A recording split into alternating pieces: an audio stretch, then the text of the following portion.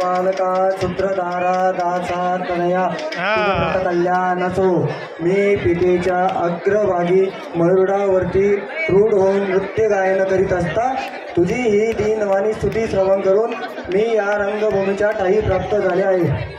तस्मात तुझ्यावर जे काही संकट असेल ते तू मत प्रकटन कर, म्हणजे मी तुला त्या संकटातून मुक्त करेन।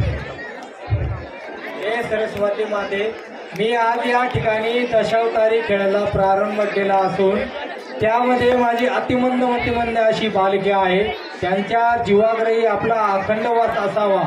मुखम करोति वाचालं पंगो लंगे येथे ग्रियम यत्कृपा तमम वंदे माधवम।